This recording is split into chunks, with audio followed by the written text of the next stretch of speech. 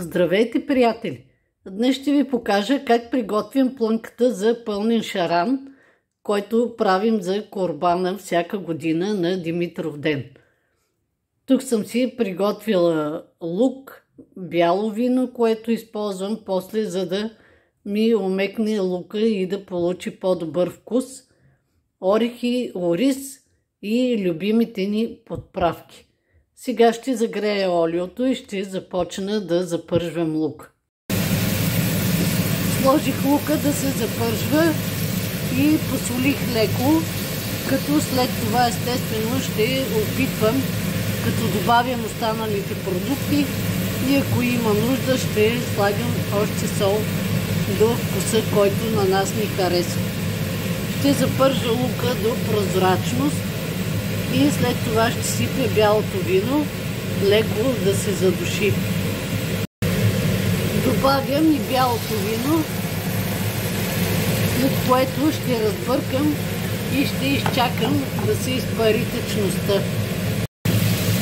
Когато приготвям плънка за някакъв пълнеж, винаги я свеждам до готовност, защото после няма възможност при печене вътре в месото лука да омекне, ориза да набъбне и затова прилагам тази техника. Виждате, че течността вече се е изпарила и сега ще добавя първо орехите, леко да се запържат и след това измитият ориз. Както знаете, за пълнежи използвам бланширан ориз, който си запазва целостта и не се разкашва при топлинната обработка. При запържването орехите също ще придобият страхотен вкус. И след като вече са готови, прибавям ориза.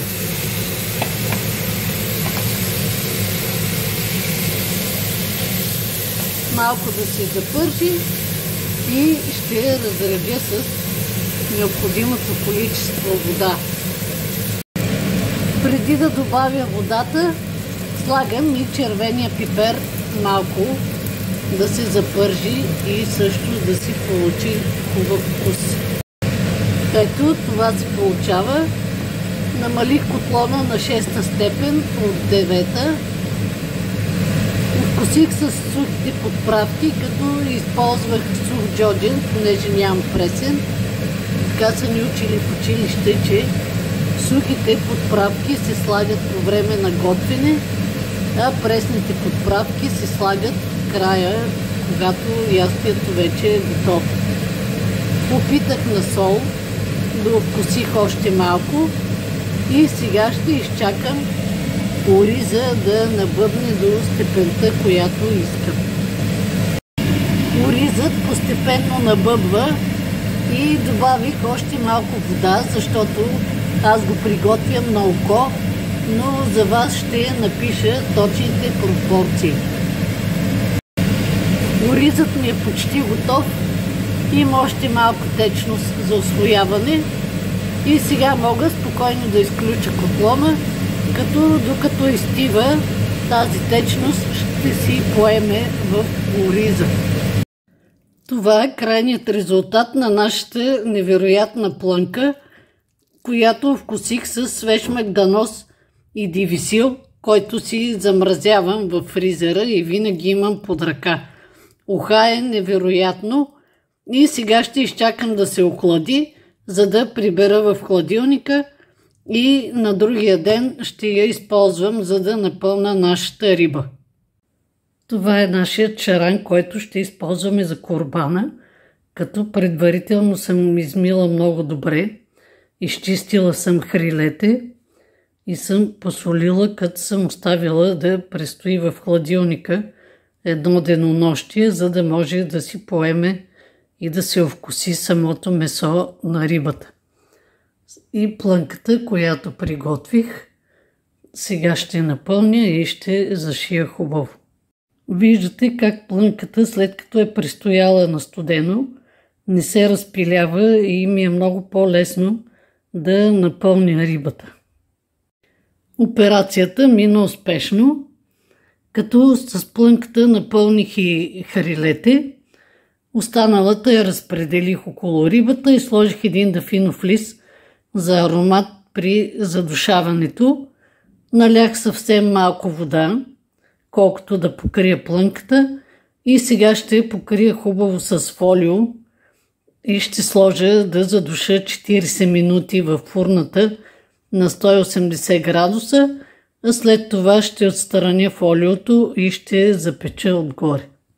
Докато рибата ми се задушава, си оформих и питката, която също ще присъства на трапезата за нашия празник, и ще приложа линк с начина и рецепта за приготвяне. Отстраних фолиото внимателно и от рибата се разнася невероятен аромат.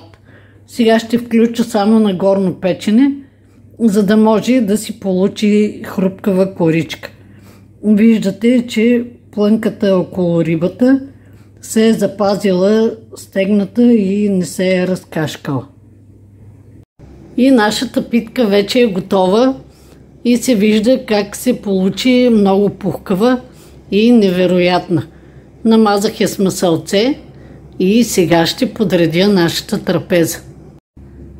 Това е крайният резултат от нашия запечен шаран и сега ще го подготвя за сервиране. Това са главните герои за нашия празник и курбан за здраве на малката ми дъщеря Симона, който правим всяка година. Запалихме си свещичка и казахме молитвичка за здраве и благоденствие. Дойде време да се насладим на вкусна храна и приятна компания, и сега на нас пожелавам добър апетит, а на вас приятен ден. Ако моите рецепти ви харесват, може да се абонирате за канала ми и като натиснете камбанката ще получавате известия за новите ми видеа.